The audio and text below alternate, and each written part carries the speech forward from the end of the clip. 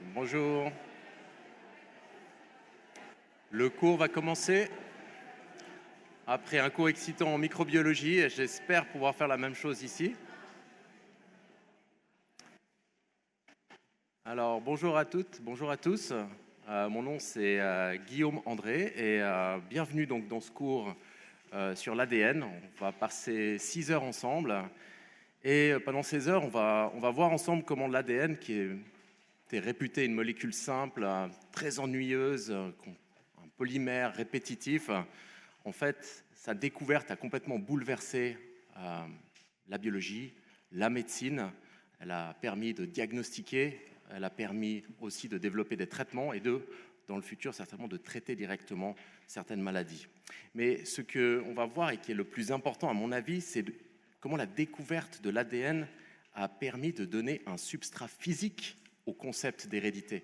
Ça fait longtemps qu'on sait que l'hérédité existe, que on ressemble à ses parents, c'est quelque chose de relativement empirique, mais de comprendre qu'il y a une molécule physique existante qui encode tout ça, c'est vraiment un bouleversement. Et ça veut dire aussi qu'on peut la lire, d'accord? On la lit, mais on ne sait pas très bien la décoder pour le moment, mais on arrive à la lire. Et aussi, on arrive à la modifier, à en changer les propriétés et le contenu. Et ça, c'est ce qu'on verra pendant le dernier cours. Donc, je commence avec cette slide ici qui est juste une vue d'artiste, en fait, de l'ADN. Elle n'est pas extrêmement précise comme la plupart de ces vues d'artistes, mais elle permet de mettre en perspective les différentes dimensions qu'on peut voir. Ici, vous avez l'ADN, donc qui est tout brillant, et on peut voir qu'il s'enroule autour de ces grands complexes de protéines qui s'appellent des histones et qui le contrôlent, qui en contrôlent la compaction, l'activité dans le noyau. Donc juste une petite vue plutôt esthétique ici. Donc, quels sont les buts de ces 6 prochaines heures? Le plus important, c'est de comprendre et expliquer les concepts. Donc, comme dans le cours précédent, ce n'est pas important pour moi de comprendre d'apprendre des choses par cœur, mais de vraiment comprendre les concepts qui sont liés à cette molécule de l'ADN, à sa réplication et à ses variations pour les 3 cours. Et à la fin de chaque cours, on va parler d'applications médicales. Et là, il faudra comprendre comment ces concepts peuvent être liés à ces applications. Donc, le cours est basé sur le PDF que vous avez, d'accord, et sur ce que je raconte. Il n'y a pas besoin de lire d'autre chose que ça. Mais si vous avez besoin de lire autre chose, parce que la façon dont j'explique ne vous convient pas, ou vous avez l'impression que c'est un peu alambiqué, vous pouvez juste aller voir le Alberts, qui est un classique de la biologie moléculaire de la cellule. Il y en a 250 exemplaires à la bibliothèque. Donc, si jamais vous voulez juste voir le même concept, mais peut-être avec une porte d'entrée un peu différente, vous pouvez aller regarder ce livre. Il y a beaucoup de slides où il y aura écrit slide d'info, enfin beaucoup de slides, surtout dans ce premier cours. C'est des slides où il n'y aura pas de questions d'examen dessus. En fait, c'est des slides un peu historiques qui me permettent d'articuler les concepts, mais qui ne sont pas forcément en tant que tels de la connaissance qui est absolument nécessaire pour l'examen. Une autre petite information, déjà la semaine prochaine, on a un répétitoire, le 26 septembre à 13h15 dans cette même salle. Donc pour ce répétitoire, ce que je vais faire, c'est relativement simple, je le fais toutes les années. Vous pouvez poser toutes les questions que vous voulez sur le Moodle, dans le forum. Vous pouvez demander des clarifications sur le cours. De toute façon, j'y réponds, des fois avec un petit délai, mais j'y réponds toujours. Et je vais prendre les top questions, celles qui reviennent un peu en permanence, et puis à ce moment-là, je les présenterai aussi au répétitoire. Voilà. Donc, ce cours, c'est une petite partie d'un cours un peu plus grand qui s'appelle de l'ADN à la protéine. Donc, nous, on va voir la partie ADN. Pourquoi est-ce que le cours est construit de cette façon? C'est parce que en biologie moléculaire, il y a un dogme, un peu comme dans une église, il y a un dogme central qui dit que, tout simplement, le matériel génétique est l'ADN, que cet ADN est lu dans un messager transitoire qui est de l'ARN, et l'ARN est traduit en protéines. Les protéines sont les effecteurs, dans la vue classique de la biologie, de toutes les fonctions de la cellule. Et du coup, on a divisé ce cours ainsi. Donc moi, je vais vous donner la partie sur l'ADN. Vous aurez un cours sur l'ARN, la transcription par la professeure Martina Valentini, ça suivra après le mien, et un cours sur la traduction par Olivier Hartley, comment est-ce qu'on passe d'un ARN à une protéine. Vous pouvez voir qu'il y a une petite feinte ici, c'est que l'ADN, c'est la seule de ces molécules, chez les mammifères en tout cas, qui est capable de se répliquer. Donc un matériel héréditaire, par définition, il faut qu'il puisse se reproduire, se répliquer. Donc le cours d'aujourd'hui, qui sera focalisé sur la structure de l'ADN, c'est le premier cours. Il est divisé en plusieurs chapitres. Et on va voir, donc ici je vais juste vous présenter rapidement quel est le contenu de chacun de ces chapitres. Le premier, on va parler de la purification chimique de l'hérédité. Je trouve que c'est un concept important. L'hérédité est un concept, une vue mathématique, une vue phénotypique de l'hérédité entre les générations. Eh bien, la molécule d'ADN, c'est vraiment cette purification chimique. Trouver quelle est la molécule qui comporte cette information. Ensuite, on va voir la composition, donc les petits fragments qui composent l'ADN. Et ensuite, on va voir comment est-ce qu'ils s'assemblent pour former cette structure qui est absolument incroyable, parce que la structure de la molécule d'ADN explique sa fonction, un peu comme un ciseau, explique par lui-même à quoi il sert. On va parler aussi des propriétés biochimiques qui sont liées à cette structure et qui sont très intéressantes. Ensuite, on va prendre un tout petit peu de recul et voir qu'est-ce que c'est les principes d'organisation du génome humain. Donc, comment est-ce que tout cet ADN en fait, est empaqueté dans un noyau.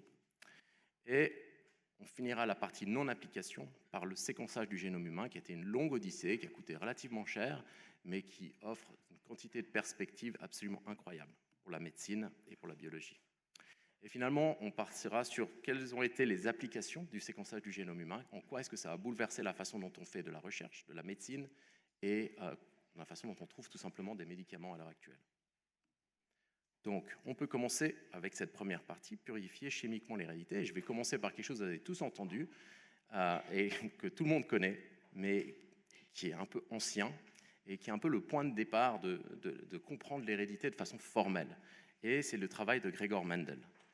Donc, Gregor Mendel, comme la plupart d'entre vous le savent, était un moine, botaniste, amateur, qui vivait dans un cloître. Il voulait, à temps partiel, travailler dans un collège, dans un lycée, pour enseigner la biologie. À l'époque, enseigner la biologie, ça voulait principalement dire expliquer la position des espèces dans l'arbre du vivant, mais il n'a jamais réussi à obtenir cette titularisation, il n'a jamais passé les examens qui lui auraient permis d'être titulaire là-dedans. Donc en fait, il est un prof de lycée, en fait, raté, mais il est quand même fasciné par la biologie, il a énormément d'intérêt pour comprendre l'hérédité, et pendant longtemps, ce qu'il fait, c'est qu'il commence par croiser des souris dans son cloître pour comprendre comment le pelage, la couleur du pelage des souris se transmet d'une génération à l'autre.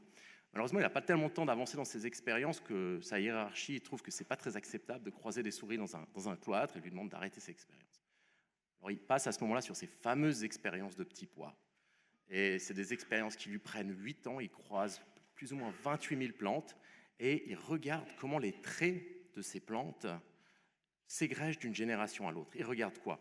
Il regarde la texture de la graine, la taille de la plante, la couleur de la graine, la couleur de la fleur, il regarde la position de la fleur, et il regarde toutes ces choses en se posant plusieurs questions relativement simples. Est-ce que si je croise des individus qui ont des caractères différents, est-ce que l'hérédité se dilue ou est-ce qu'elle reste intacte et elle peut se redistribuer sur une génération suivante à l'identique qu'elle était la première génération? Donc en gros, il fait des hybrides extrêmes, couleur rouge, couleur blanche, il regarde l'hybride, et ensuite, il regarde, quand il recroise les hybrides ensemble, il revoit si les couleurs sortent dans leur façon, on va dire, permanente, dans leur façon forte et non diluée dans la génération suivante. Et il en déduit toute une série de règles qu'il publie dans un journal absolument obscur, que personne ne lit. C'est en allemand. C'est un journal, en fait le problème c'est qu'en tant que scientifique amateur, il n'a pas un soutien d'une communauté, il n'a pas un soutien d'une université, et donc il publie ça, et le seul endroit où il arrive à publier ça, c'est dans ce journal complètement obscur, et c'est donc pour cela, notamment, que son travail est oublié. En gros, les résultats de son travail, c'est quoi? C'est que les caractères sont discrets, hein. Ils sont soit rouges, soit blancs, soit grands, soit petits. Les caractères génétiques ont des formes alternatives. Donc chaque allèle existe en 2 formes, ce qui peut être hérité d'un des 2 parents. Les allèles sont soit dominants, soit récessifs. Ça, c'est les premières règles qu'ils trouvent. Et les allèles s'égrègent aléatoirement. Et surtout, ils sont indépendants les uns des autres. Ça veut dire que la taille de la plante s'égrège indépendamment de la couleur de la fleur. Okay? Et il fait ça en regardant, en croisant ces 28 000 plantes. Donc c'est que du descriptif, c'est beaucoup de maths, et c'est horrible à lire. Et du coup, personne ne veut vraiment lire ça, parce que voilà, ce n'est pas la façon dont on aime faire de la biologie, on aime des expériences qui montrent les choses, et là, on est très descriptif. Donc c'est complètement oublié pendant 35 ans, et ça s'est remis au jour avec d'autres découvertes au début du XXe siècle par différents scientifiques qui découvrent ce que Mendel a fait et qui deviennent une espèce de prophète qui essaie de réhabiliter Mendel dans la communauté de la science. Donc, les règles de la génétique de Mendel nécessitent un matériel héréditaire. Ça, c'est la grande chose qui manque. Il manque quelque chose pour expliquer qu'est-ce qui passe du poids, d'une génération de poids à une autre génération de poids. Et du coup, qu'est-ce qui passe d'une génération d'humains à une autre génération d'humains qui transmet ce matériel héréditaire. Donc, jusque-là, la génétique reste un concept abstrait. Je vais maintenant montrer quatre en fait, scientifiques qui ont vraiment ouvert l'idée qu'il existe quelque chose qui détermine l'hérédité, quelque chose qui est le matériel héréditaire. Et la première personne, c'est une femme, c'est Nettie Stevens en 1903, qui fait un doctorat et qui étudie des vers. Elle regarde le sperme des vers mâles et elle voit qu'il y en a certains qui ont un petit chromosome et d'autres qui ont un grand chromosome. Quand les œufs sont fécondés avec le petit chromosome, les œufs deviennent un autre ver mâle.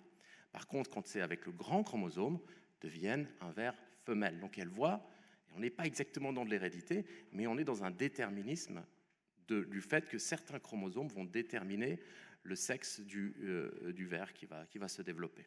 C'est la première intuition qu'il y a quelque chose qui se passe au niveau des chromosomes.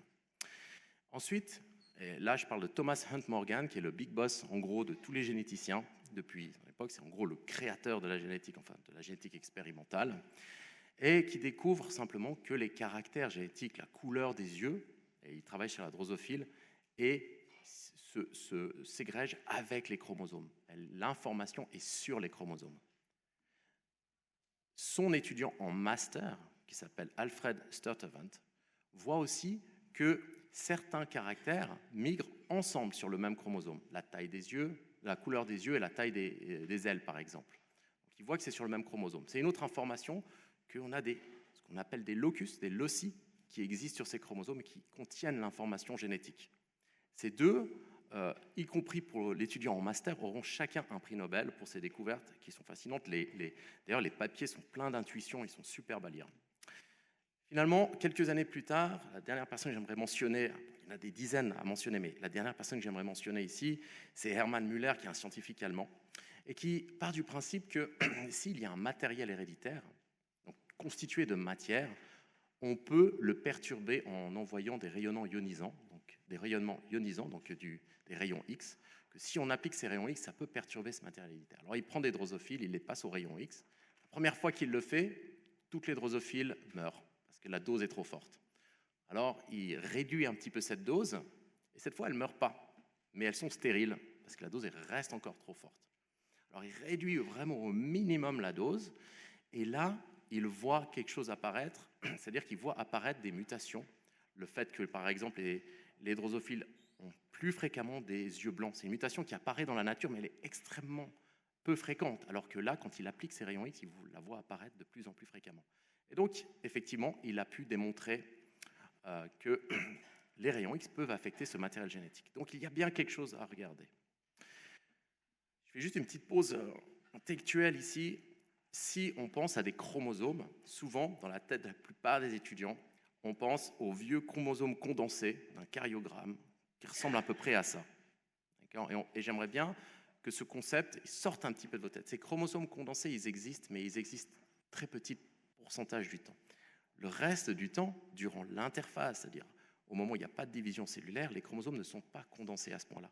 Ils sont plutôt libres, en fait, dans la cellule. On va revenir là-dessus. Mais ces chromosomes sont ce matériel héréditaire qui a été déterminé et ils existent sous plusieurs formes. Voilà, ça c'est juste un petit point ici. Alors, je vais faire un petit quiz pour voir où est-ce que vous en êtes. Donc, on parle de ces chromosomes qui sont qui portent l'hérédité, mais qu'est-ce qu'il y a dans ces chromosomes? Finalement, quelles sont les différentes molécules à l'intérieur de ces chromosomes qui pourraient porter l'hérédité. Donc si vous avez sur ce Speak Up, vous pourrez répondre à ce quiz qui est une question typique de type A, c'est-à-dire qu'elle n'a qu'une seule réponse correcte. Donc de quoi sont constitués les chromosomes? De protéines et de lipides, d'acides nucléiques et lipides, de protéines et acides nucléiques, ou juste d'acides nucléiques.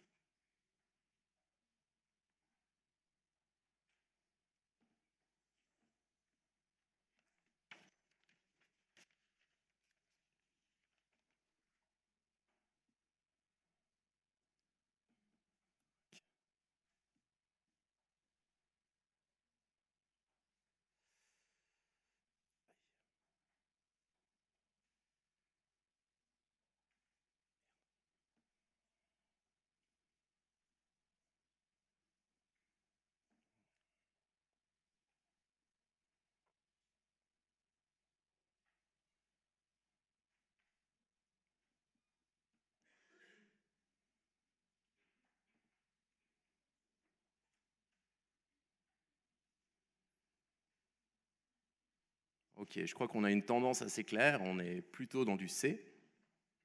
Donc, dans la réponse 3, protéines et acides nucléiques, qui est la bonne réponse. Les autres réponses, on voit que vous avez tous dit qu'il y avait de l'acide nucléique, c'est juste, mais on voit bien que c'est le problème principal des scientifiques de l'époque, c'est qu'il y a plein de choses, il y a principalement des protéines et des acides nucléiques, et donc du coup, lequel des deux est le substrat de l'hérédité, c'est pas compris à cette époque-là. On revient un tout petit peu en arrière, juste pour faire parler un petit peu de la contribution helvétique à la connaissance de ce qu'il y a dans un noyau. Et là, on parle d'un monsieur qui s'appelle Friedrich Micher, un Bâlois qui étudie la médecine, qui a des problèmes d'audition et du coup, il décide de ne pas avoir de patient, il décide de se dédier sa vie à la recherche. Et sauf erreur, c'est son travail de thèse. Son travail de thèse, il travaille dans un laboratoire qui essaie de comprendre ce qu'il y a dans les cellules. Même à l'époque, le concept de cellule, il n'est pas encore 100% accepté. Et lui, il veut savoir qu'est-ce qu'il y a dans les cellules. Puis son travail de thèse, du coup, c'est de regarder, si je prends des lymphocytes humains, et je peux les trouver qu'un seul endroit à l'hôpital, surtout dans des bandages de blessures, donc dans du pus, qu'est-ce que je vais trouver dans ces lymphocytes? Est-ce que je peux comprendre les différents éléments qui composent la cellule? Et quand il sort les noyaux, il découvre un matériel qu'il appelle la nucléine, dans lequel il a du phosphore et de l'azote. Et on comprend assez rapidement que en fait, cette nucléine, en fait, c'est simplement tout le noyau, donc c'est les protéines plus l'ADN. Et plus tard, petit à petit, à la fin du 19e siècle, en parallèle de tout ça, on découvre les bases organiques qui sont dans le noyau, les 4 bases, adénine, guanine, cytosine et thymine. En parallèle, on découvre aussi, on purifie l'acide nucléique, donc cette fois, quelque part, l'ADN, sans en comprendre la structure, mais on purifie. Donc on enlève la partie protéique. On voit que dans cet ADN, il y a un sucre. Et ça, vous allez voir que c'est très important.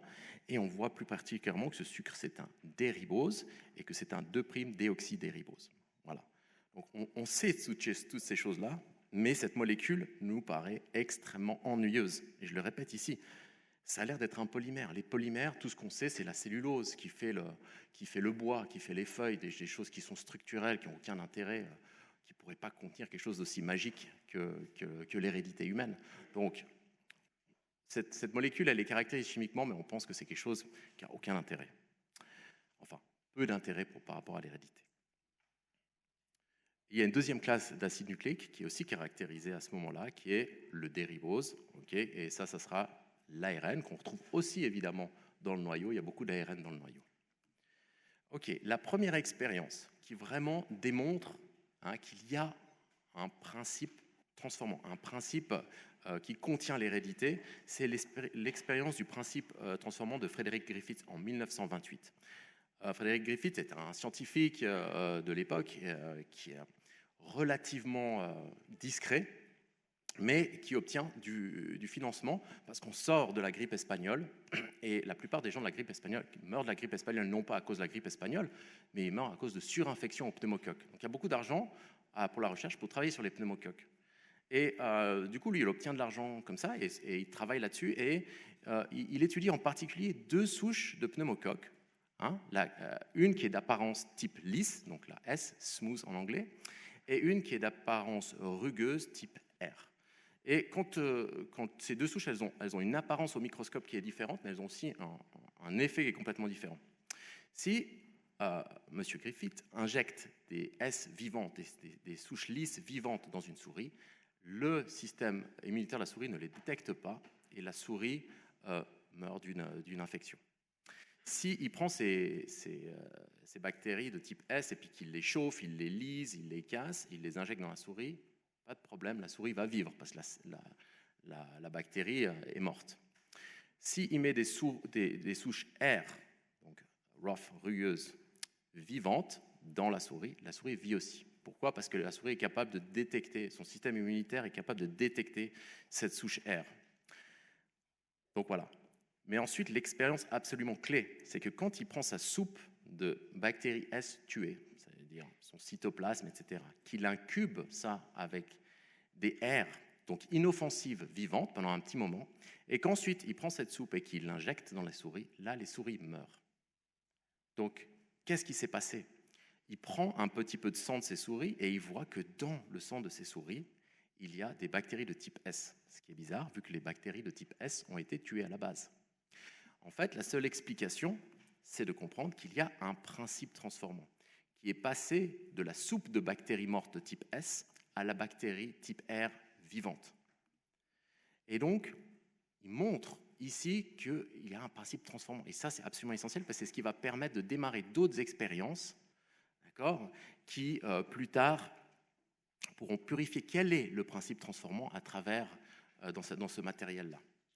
Donc ça, c'est important à comprendre. Il y a une autre chose qui est assez essentielle ici, c'est que, en fait, cette hérédité, elle n'est pas verticale, comme de parents à enfants, mais elle est horizontale, parce que les deux bactéries vivent en même temps. Donc il y a une espèce de transfert d'informations qui est horizontal. Et ça, c'est important à comprendre, c'est le début du génie génétique, quelque part. Je donne un principe de virulence d'une bactérie type S à une bactérie type R. Okay, donc on n'est pas exactement dans l'hérédité verticale dont on parle, mais on voit qu'il y a un principe transformant et quelque chose qui importe cette information. Ok, l'étape suivante, ce sera bien sûr de purifier chimiquement cette information. Lui, Frédéric Griffith, de nouveau comme Mendel, c'est quelqu'un qui publie pas très bien. Il publie ça dans un journal, Journal of Hygiene, personne lit ça. Enfin, personne, en fait, il y a quand même une personne qui est intéressée, vous allez voir dans la slide suivante, qui le lit, mais en fait, ça passe complètement en dessous du radar. Et en 1941, alors qu'il aurait pu continuer ses expériences, Frédéric Griffith voit sa maison bombardée par les Allemands, il habite à Londres, et il meurt à ce moment-là. Donc, les expériences de Frédéric Griffith sont extrêmement connues, mais elles s'arrêtent assez vite, malheureusement, à cause de la Deuxième Guerre mondiale. Mais il y a une personne qui lit ça, de l'autre côté de l'Atlantique, qui est Avery, un scientifique américain. Il n'y croit pas trop, il ne croit pas trop que cette expérience soit possible, mais il décide quand même de la faire dans son laboratoire. Il arrive à répliquer l'expérience dans le laboratoire. Donc effectivement, il voit que Griffith a effectivement trouvé un principe transformant. Et alors du coup, à ce moment-là, il décide d'aller plus loin. Sauf que lui, il ne s'embête pas à regarder des souris, il regarde juste l'apparence des bactéries. Il n'injecte plus de souris, il va juste regarder s'il arrive à transformer des bactéries R en bactéries S. Donc en fait, il prend la soupe de bactéries S, okay, et cette fois, il va enlever chimiquement certains composants de cette soupe pour voir si ce composant-là est le matériel génétique. Donc quand il enlève toutes les protéines, il dégère avec des protéases, et qu'il incube, la bactérie R devient quand même la bactérie S. Donc ce n'est pas les protéines qui sont ce principe transformant. Quand il chauffe, quand il enlève les membranes, quand il traite à l'acide, dans tous ces cas-là, les bactéries continuent à devenir des bactéries S. Donc le principe transformant n'est pas les membranes, typiquement, n'est pas l'ARN. Par contre, quand il commence à traiter avec ce qu'on appelle une endonucléase et des exonucléases, donc en gros des enzymes qui coupent l'ADN, qui dégradent l'ADN, et bien là, les bactéries ne se transforment plus. Et donc là, c'est la première preuve que l'ADN est vraiment le principe transformant. Simplement, quand on le dégrade, et bien les bactéries ne deviennent plus des bactéries de type S. Le problème, c'est qu'à l'époque, personne ne peut croire ça, donc même qu'il publie ça pas trop mal, il n'y a personne qui y croit. Simplement, la molécule d'ADN est tellement ennuyeuse, alors que les protéines, elles, qu'on trouve en masse dans les chromosomes, sont beaucoup plus intéressantes. Il y en a des types plein de types différents, qui font différentes fonctions, qui ont différentes structures. Il y a 20 acides aminés, pas juste 4 bases. Donc tout a l'air plus intéressant dans les protéines. Comment c'est possible que ce soit l'ADN qui soit cette molécule-là? En fait, simplement, voilà. Du coup, à ce moment-là, c'est quand même reçu avec beaucoup, on va dire, les scientifiques n'y croyaient pas vraiment. Il va falloir attendre une autre expérience, qui est l'expérience de Hershey and Chase, qui est presque 10 ans plus tard, une expérience cette fois complètement différente, où simplement ce qu'ils ont voulu faire, eux, c'était voir quand un bactériophage se réplique, il doit transmettre un matériel héréditaire dans une bactérie, donc il injecte ça dans la bactérie, c'est un virus bactérien, et qui va ensuite produire plus de phages, de bactériophages. Et donc en utilisant ce vecteur-là, il va être possible de savoir si c'est les protéines ou l'ADN qui est. Donc l'ADN ici est dans la tête du phage et tout le reste est construit de protéines. Donc ce qu'on peut faire, c'est on prend un type de phage, que vous voyez ici, et on le marque avec du phosphore 32. Donc ça va marquer que l'ADN. On prend un autre type de phage et on le marque avec du soufre 35. Ça va marquer que les protéines. D'accord ? Ensuite, on l'incube le phage avec les bactéries. Donc le phage va mettre son matériel héréditaire dans les bactéries et on va regarder qu'est-ce qu'il y a. Est-ce qu'il y a du phosphore 32 ou du soufre 35 qui rentre dans les bactéries? Et là, assez rapidement, on voit que dans cette première génération, quand on enlève les bactéries, on a du phosphore 32, 70% du phosphore 32. Donc on a déjà une première indication qu'en effet, ce qui rentre dans les bactéries, c'est de l'ADN et non pas des protéines. D'accord ? Les phages vides, eux, contiennent la plupart des protéines marquées radioactivement. Ensuite, on laisse le phage se diviser un peu plus, puis on regarde on laisse les bactéries se diviser un peu plus longtemps, et on regarde quels sont les phages qui s'en sortent, les nouveaux phages, et on va regarder ce qu'ils ont dedans. Et on voit que dans les nouveaux phages, on a beaucoup de phosphore 32 de nouveau, mais on n'a quasiment pas de protéines marquées par du soufre 35.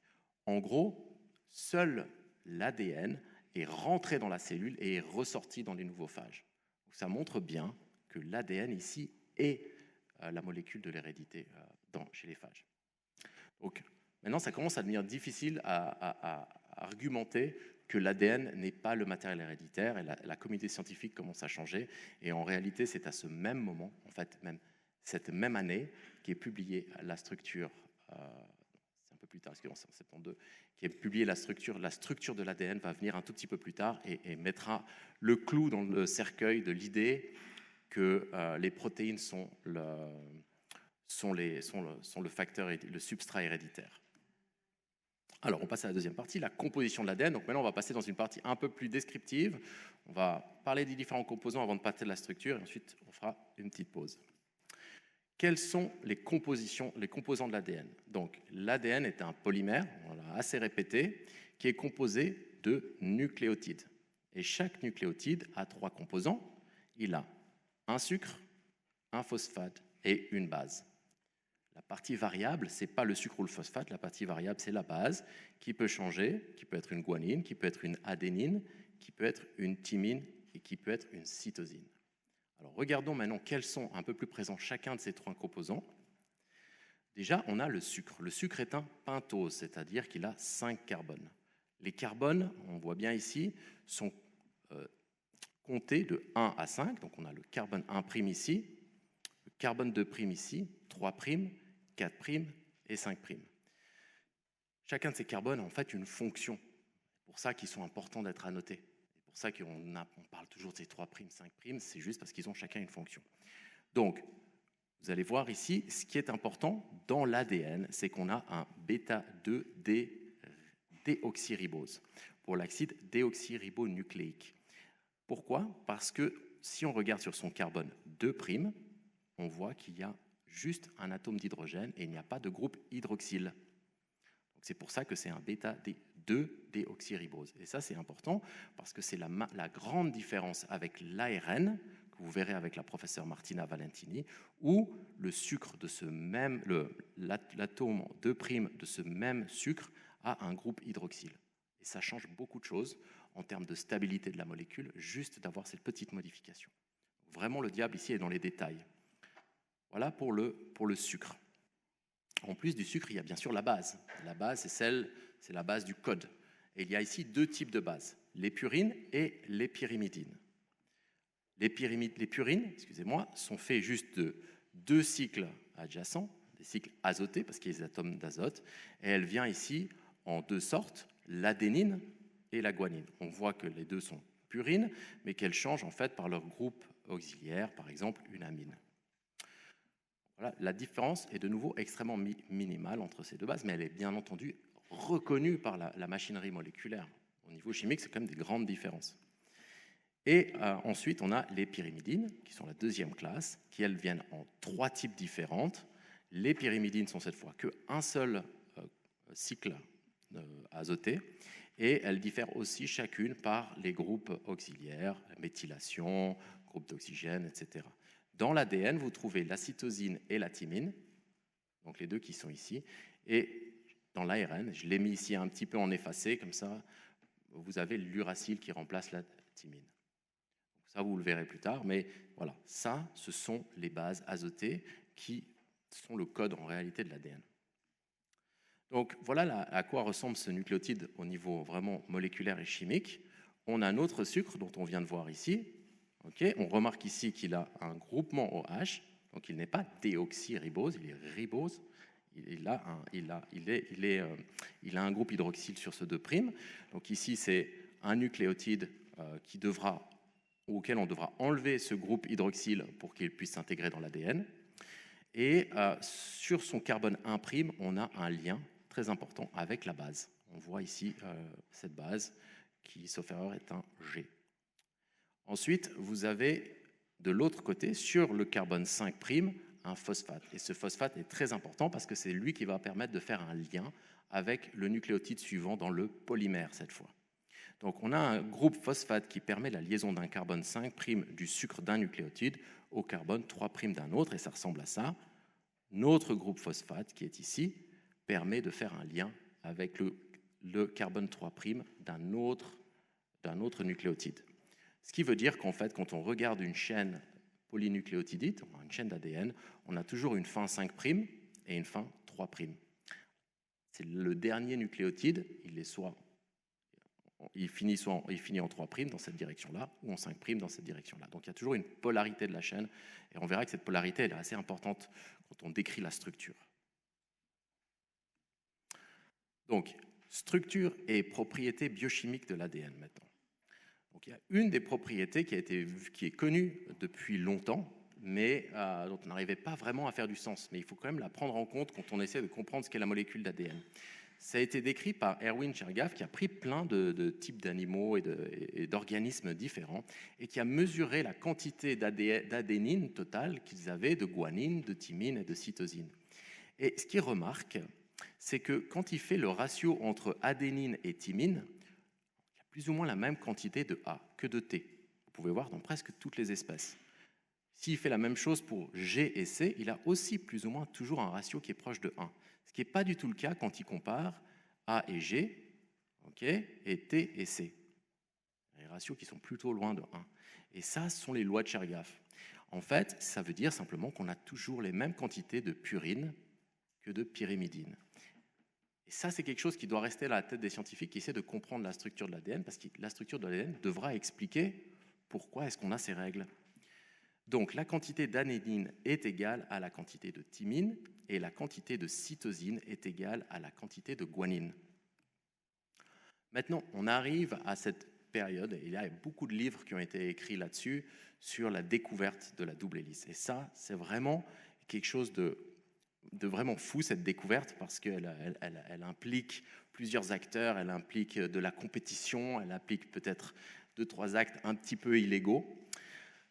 Et en fait, elle part simplement du principe qu'il y a 2 équipes qui seront en compétition pour comprendre cette structure de l'ADN. D'un côté, on a Rosalind Franklin, une scientifique, elle fait un postdoc à Cambridge, en Angleterre, et elle fait de la cristallographie. Alors c'est une cristallographe, elle essaye de purifier de l'ADN. Il y a tout le monde qui essaye de faire ça à cette époque-là, mais c'est très difficile à purifier de l'ADN, sauf qu'elle serait dans un laboratoire qu'on appellerait la Golden Hands. Elle a des mains en or parce qu'elle arrive à faire quelque chose que les autres n'arrivent pas, elle arrive à faire des beaux cristaux d'ADN, parce que simplement elle comprend qu'il faut un tout petit peu d'eau, un tout petit peu d'humidité pour faire ces cristaux de façon parfaite. Elle met ces cristaux sous des rayons X lorsqu'on prend une photo de la diffraction de ces rayons X sur le cristaux, on peut reconstituer la structure. Donc elle a ces photos, mais elle ne sait pas trop quoi en faire. Donc elle essaie de comprendre comment est-ce que ces photos peuvent être interprétées. En parallèle, on a Watson et Crick qui, eux, sont plutôt des modélisateurs, c'est-à-dire ils savent quels sont les composants de l'ADN et ils essaient de faire la structure de l'ADN. Ils essayent une simple hélice, ils essayent une triple hélice d'ADN, ils essayent une double hélice, ils essayent avec les brins parallèles, les brins antiparallèles, ils essayent avec les phosphates à l'extérieur, les phosphates à l'intérieur, ils essayent plein de choses et ça ne fait pas trop du sens. Mais un jour, ils arrivent à voir cette image, donc ils rentrent dans le laboratoire et ils voient les images de Rosalind Franklin, sans lui demander d'ailleurs, et ils voient ces images et ils comprennent immédiatement ce qu'ils ont en face d'eux, parce qu'il n'y a qu'un seul de leurs modèles qui peut répondre qui peut expliquer ces photos, c'est le modèle de la double hélice. D'accord ? C'est ce modèle qu'on a ici. Et donc, ils reviennent dans leur laboratoire et construisent le modèle qu'ils pensent être le bon, et en une nuit, ils le construisent complètement et tout fait du sens. Tout fait du sens parce que non seulement ça fait du sens au niveau moléculaire, au niveau de ce qu'on voit dans cette photo, mais ça fait aussi du sens par rapport aux fonctions de l'ADN. On comprendra instinctivement quand on voit une molécule comme celle-ci, pourquoi c'est la molécule de l'hérédité. Parce que vous allez voir dans quelques minutes que cette molécule permet immédiatement sa réplication, permet de toujours faire de nouvelles copies. Et c'est ce qu'on cherche dans une molécule de l'hérédité, de pouvoir se copier. D'accord ? Donc, comme un ciseau, la molécule de l'ADN est vraiment self-explanatory. Elle s'explique d'elle-même, elle explique sa fonction d'elle-même. Donc, il y a deux hélices antiparallèles. On voit ici, avec les carbones 5', 3', on voit la directionnalité, 5', 3', on a la première hélice qui est ici, la deuxième hélice qui est là. D'accord ? Elles s'entortillent les unes sur les autres. Les phosphates sont à l'extérieur. Ça, c'est quand même un problème. C'est pour ça que ce modèle n'avait pas été préféré pendant longtemps, parce que s'il y a un matériel génétique, ça ne peut pas être les phosphates, parce que les phosphates, c'est toujours les mêmes. L'information, elle vient des bases. C'est les bases qui varient d'un endroit à l'autre. Donc si les bases elles sont cachées à l'intérieur de la molécule, comment est-ce que la nature, comment est-ce que le système de la cellule peut lire ces bases ? Il va falloir y accéder. Et là, les phosphates sont à l'extérieur, donc elle voit principalement des phosphates. On verra comment la nature arrive à résoudre ce problème de lecture, d'accessibilité de ces bases. Donc les bases sont à l'intérieur et l'appariement des bases est complémentaire, donc elles respectent les lois de Chargaff. Vous avez toujours un T en face d'un A et un G en face d'un C. C'est pour cela que en fait, vous avez toujours la même quantité de A et de T et de C et de G. On voit aussi les phosphates ici sont chargés négativement.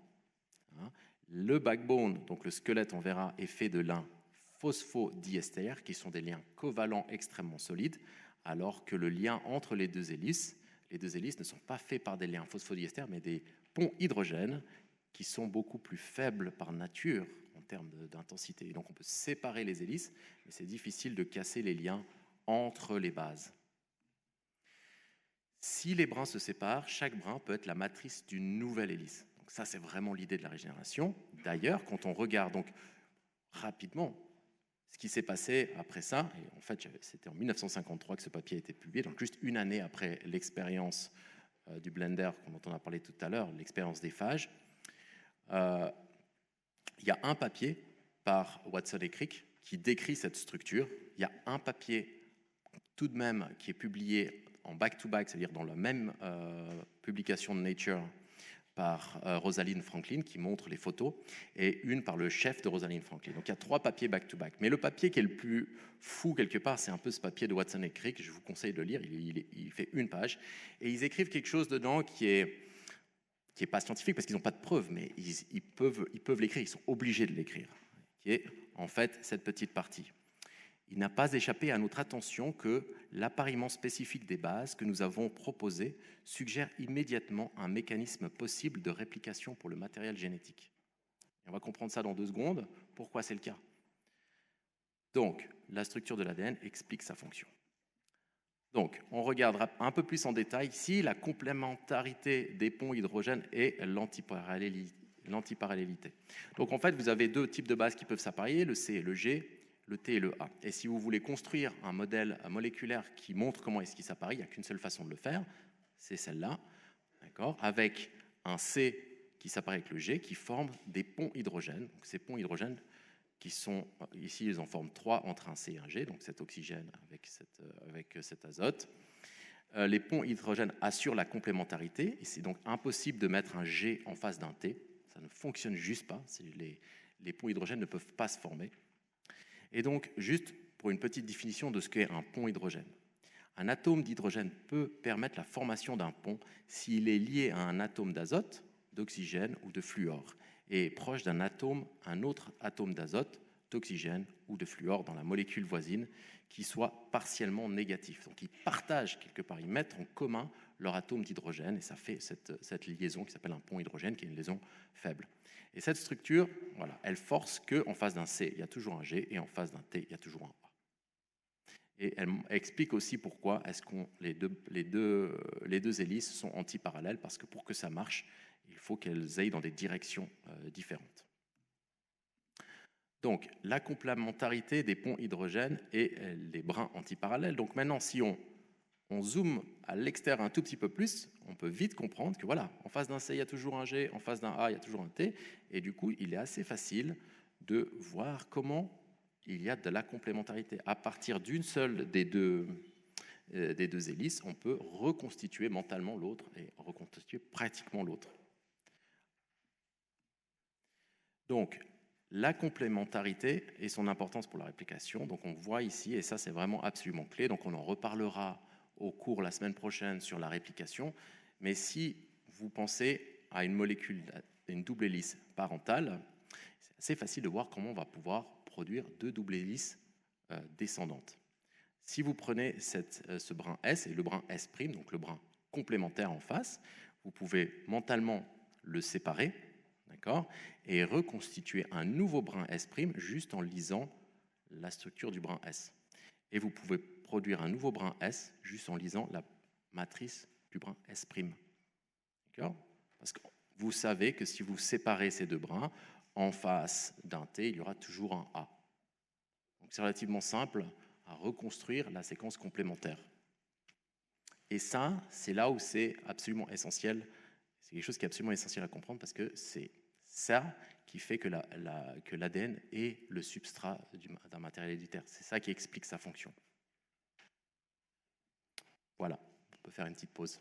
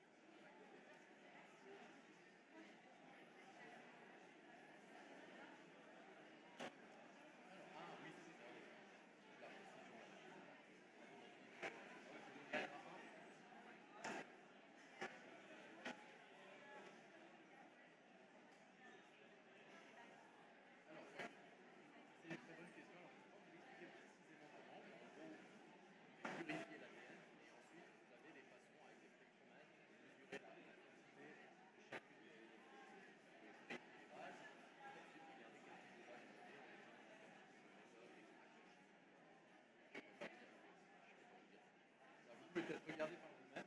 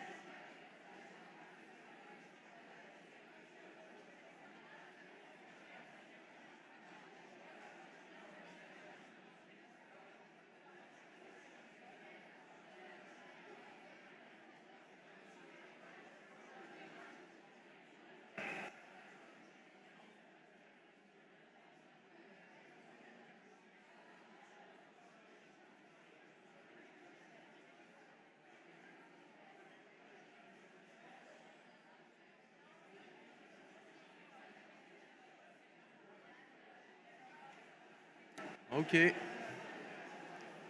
on va reprendre. Je sais que midi se fait sentir, mais encore 45 minutes et après vous êtes tranquille. Enfin, je crois. Merci. Alors, une première slide, un petit peu chargée, mais j'espère qu'elle vous amènera à comprendre quelque chose d'important. Donc, on a vu il y a quelques minutes que un des problèmes qu'on a avec le modèle de la double hélice d'ADN, c'est que les bases sont à l'intérieur et les phosphates à l'extérieur. C'est-à-dire que ce qui est exposé au monde extérieur, c'est les phosphates, c'est les choses qui ne sont pas intéressantes, c'est les choses qui ne donnent pas de diversité et qui ne sont certainement pas le code génétique. Le code génétique, c'est les bases, c'est la A, T, G, C, etc. Et tout ça, c'est à l'intérieur de la double hélice. Donc comment est-ce que le monde extérieur peut lire ce qui est à l'intérieur de la double hélice? Et bien pour ça, il faut passer à travers les sillons. C'est-à-dire que quand on modélise une double hélice d'ADN, vous l'avez ici, vous pouvez voir les phosphates à l'intérieur et les bases, c'est ce qu'on voit ici au milieu. Ça, c'est les bases, ça, c'est l'information génétique. Donc comment est-ce que la cellule peut voir ce qu'il y a à l'intérieur? Elle doit rentrer dans le sillon. Alors sur une image fixe, on ne voit pas très bien les sillons. Sur cette image-là, on voit déjà vachement mieux les sillons. On voit qu'il y a, on peut passer à l'intérieur, presque y mettre un doigt quelque part. Et ici, c'est la même chose. On voit sur les surfaces, on voit bien ces deux sillons. On voit le grand sillon, le sillon majeur, ici, et on voit un petit sillon mineur ici entre les deux. Okay. Donc ça, c'est vraiment quand on regarde la cellule depuis la double hélice depuis l'extérieur, on a fait tourner, on voit qu'il y a deux façons de lire ce qu'il y a dedans. C'est le grand sillon, le sillon majeur, et le sillon mineur.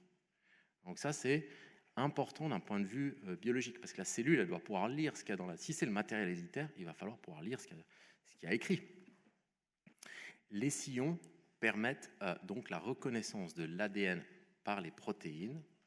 C'est ça qui est important. Les protéines qui sont dans le noyau peuvent aller lire ce qu'il y a sur l'ADN à travers ces sillons, à l'intérieur de ces sillons. Et la plupart des contacts sont d'ailleurs logiquement formés par le sillon majeur. Je répète, c'est celui qui est ici. Vous pouvez le voir ici. Le sillon majeur, il est plus facile, il est plus grand. C'est plus facile d'y mettre un bout de protéine pour reconnaître une base que dans le sillon mineur, qui est quand même très petit, qu'on peut voir ici. Donc le sillon mineur, il est moins utilisé, mais il est tout de même utilisé. On va le voir dans quelques secondes. Ok, si maintenant je fais une coupe transversale à n'importe quel endroit, il y a toujours une partie de la double hélice qui est dans du sillon mineur et une partie qui est dans du sillon majeur. Donc voilà ma coupe transversale. Typiquement, je peux la faire cette coupe transversale à toutes les paires de bases, donc GC, AT, CG, TA, et chaque fois, il y aura donc des expositions un peu différentes. Donc, quand j'ai un GC, on a d'un côté un grand sillon et d'un côté un petit sillon. Alors, dans le grand sillon est exposée toute une série d'atomes, c'est pas très important de savoir lesquels, mais qui ont des propriétés chimiques différentes les uns des autres. On voit que quand on a un GC, on a dans le grand sillon, typiquement, des donneurs de ponts d'hydrogène, des accepteurs de ponts hydrogène, alors que dans un AT, dans le grand sillon, on a typiquement ce qu'on appelle des protubérances hydrophobes, qui ont des propriétés chimiques un peu différentes des donneurs et des accepteurs des ponts hydrogène. Et du coup, le monde extérieur, les protéines reconnaissent ces paires de bases de façon différente, parce qu'elles exhibent des groupes qui sont un peu différents. Et dans le petit sillon d'un GC, on a aussi d'autres types d'autres propriétés chimiques qui peuvent permettre des interactions ou bloquer des interactions avec d'autres protéines. Et donc pour chaque paire de bases, pour chaque agencement, vous avez quelque chose d'un peu différent. Ce qui veut dire que lorsque vous avez une séquence d'ADN, typiquement ATT, ATT, quelque chose comme ça, et ben, dans le grand sillon, vous aurez une certaine propriété chimique, et dans le petit sillon, vous aurez d'autres propriétés chimiques qui permettront aux facteurs qui lient l'ADN de venir interagir ou non. Et c'est ce qu'on voit ici. Si je prends un régulateur de la transcription, je ne vais pas vous donner de nom ici, mais ça peut être n'importe lequel, c'est-à-dire c'est une molécule qui doit venir se lier à l'ADN, elle doit pouvoir lire l'ADN. Donc comment cette protéine lit l'ADN? Ici, on voit juste un gros zoom avec un seul de ces acides aminés, qui est une asparagine. Cette asparagine, elle reconnaît très précisément ce A de ce nucléotide, de cet appariement TA, et elle fait des ponts hydrogènes avec ce A. Elle ne pourrait pas le faire dans le petit sillon, Elle ne pourrait pas le faire dans le grand sillon avec d'autres bases, mais elle le fait que dans ce contexte-là. Et ce régulateur de la transcription, il a toute une série d'acides aminés qui vont venir lire ce qu'il y a dans ce grand et dans ce petit sillon. Typiquement, on a parlé, celui qu'on voit ici, cette asparagine 51 lit ce A, alors que l'isoleucine 47 va lire ce T, d'accord, ou que cette lysine 57 va juste venir se lier ici à un phosphate le long du branche. Mais l'agencement de toutes ces interactions fait que ce régulateur de la transcription va reconnaître A, T, T, A, T. Donc partout dans le génome où on peut voir ce A, T, T, A, T, ce facteur de transcription peut faire un lien relativement stable et s'asseoir et se retenir à la fibre d'ADN temporairement pour un certain temps jusqu'à que ça se détache parce que c'est des interactions, toujours des ponts hydrogènes typiquement qui sont assez faibles. Il fait certaines interactions, on les voit ici dans le grand sillon et certaines dans le petit sillon de l'ADN. Donc on voit bien ici, et ça c'est la chose importante à retenir, qu'à travers ces sillons, les régulateurs de la transcription peuvent venir et lire la séquence de l'ADN. Ok, on va parler maintenant rapidement pour un petit quiz. Et là, ce petit quiz-là, c'est une petite question qui va nous introduire sur le reste du cours, et qui est une question de type K'. Donc il y a plusieurs réponses vraies possibles, comme pour l'examen.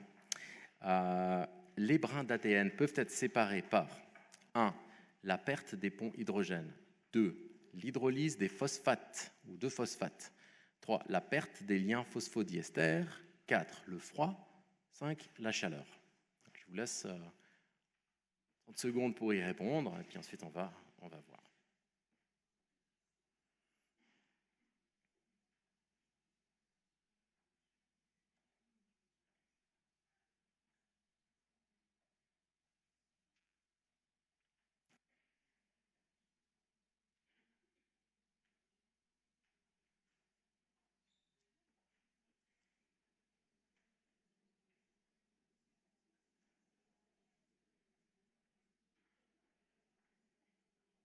Ok, bien joué.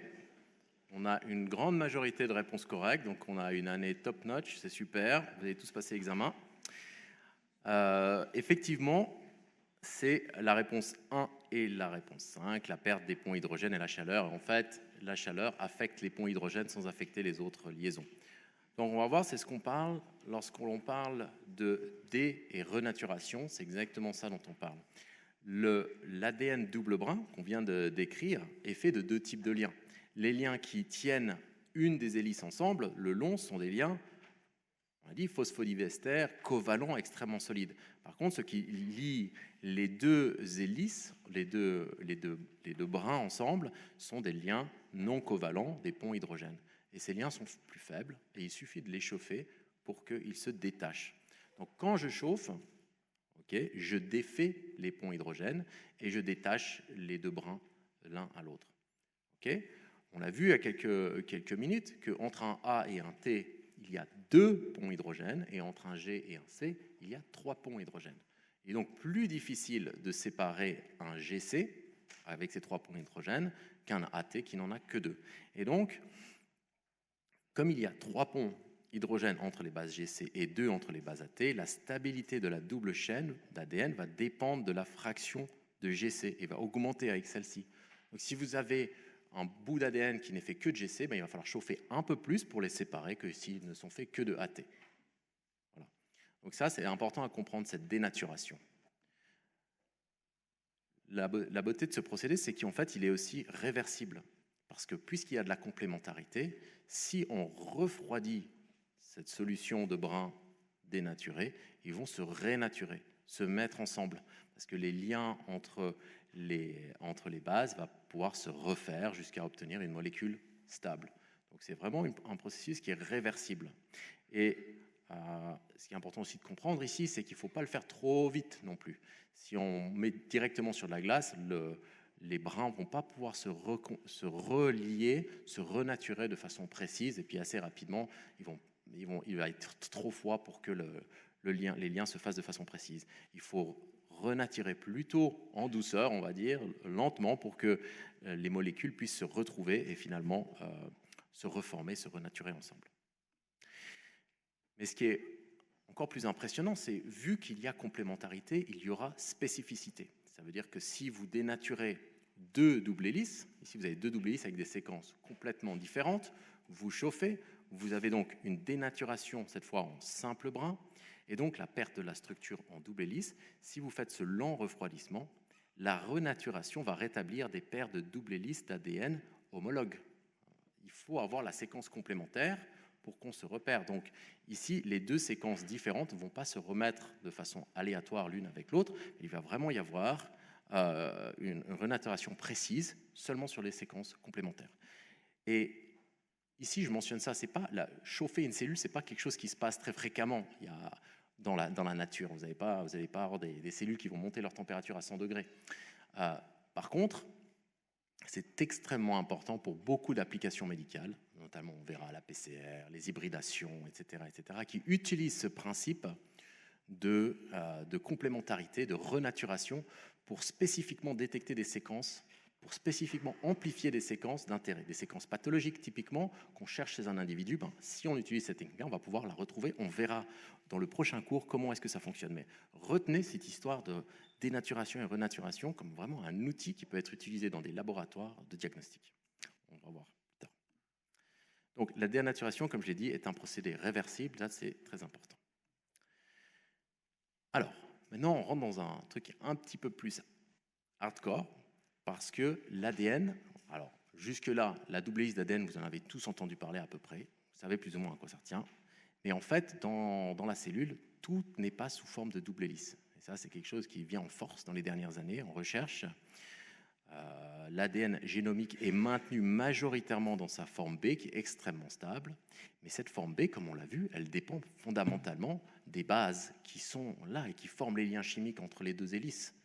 Si je modifie vraiment le contenu des charges d'une façon ou d'une autre, des fois, des bases, on peut avoir des altérations dans cette forme canonique, et on a d'autres formes. Alors là, je ne vous demande pas de les retenir par cœur, mais juste de comprendre qu'il y a d'autres formes. Et on va en mentionner quelques-unes, vous allez comprendre pourquoi est-ce qu'il y a d'autres formes. Donc, d'autres structures sont possibles, elles ont déjà été visualisées dans des cellules, elles sont liées à la séquence de nucléotides sous-jacentes, elles sont prédites dans certaines régions du génome, mais on n'en connaît pas encore complètement l'étendue. Mais on voit qu'elles sont déjà importantes dans certains mécanismes biologiques importants et dont on va reparler au cours de ce cours. La forme Z. La forme Z, c'est une alternance de purine et de pyrimidine. Et quand vous altérez de façon extrêmement précise, alternez ces purines et pyrimidines, vous avez quelque chose d'assez fou qui se passe, c'est que si vous pensez à un nucléotide, la base qui est liée, si vous voulez, au sucre, elle a tendance à bouger un petit peu, à pivoter sur le sucre, parce que simplement elle est attirée d'un côté, elle est attirée de l'autre côté, et ce changement de conformation sur la base, en fait, tout simplement déstabilise la double hélice. C'est des doubles hélices qui ont tendance à se séparer, à revenir ensemble, etc. Voilà, ça c'est la forme Z. Vous avez aussi la forme H. Donc là, vous avez une séquence de polypurine ou de polypyrimidine, et contenant une répétition en miroir. Alors, polypurine, polypyrimidine, vous les avez ici, et vous avez cette séquence qui est en miroir. Et quand il y a ça qui se passe, il y a des liens chimiques, des types de liens chimiques faibles qui se produisent et qui peuvent arriver à ce genre de structure. Mais le résultat principal de cette forme H, c'est un long brin d'ADN simple brin, SS ça veut dire simple brin, single strand en anglais, et ce simple brin, c'est pas vraiment quelque chose que la nature aime, tout simplement parce que c'est beaucoup plus instable que du double brin. Donc typiquement, vous pouvez avoir des mutations, des cassures qui se font là, ou ça peut aussi être utilisé, par exemple, pour démarrer la réplication de l'ADN. On le verra un peu plus tard. Et ça, c'est aussi une autre forme. Et la dernière forme, c'est ce qu'on appelle la tétrade de guanine. Donc là, vous avez des séquences contenant 4 suites de 3 guanines. Vous avez là 3G, 3G, 3G, 3G. Et ces guanines, c'est des séquences qui existent dans le génome, mais simplement elles font des structures très, très particulières en formant des formes très spécifiques de ponts hydrogène que vous pouvez voir ici, ce qui fait que de nouveau, vous avez un petit peu d'ADN simple brin qui est libéré. Ok, ces formes peuvent influencer l'initiation et la vitesse de réplication. Évidemment que quand vous avez des polymérases, et vous allez le voir, qui passent sur ces régions-là, eh ben, elles vont pouvoir aller plus vite ou plus lentement, dépendant de ce qu'elles rencontrent. Sur du simple brin, ça va beaucoup plus vite. L'apparition de variations génétiques, on l'a vu, cet ADN simple brin peut se briser et donc il peut être mal réparé et il peut induire des mutations. Pour la densité d'histones et la vitesse de transcription qui est changée aussi. Donc voilà, ça c'est un petit détour, mais c'est relativement essentiel de comprendre qu'il y a ces autres formes qui existent et qu'elles ont une fonction biologique. Ce n'est pas juste un délire de scientifiques qui voient des trucs bizarres, c'est vraiment qu'elles peuvent être importantes pour d'autres effets.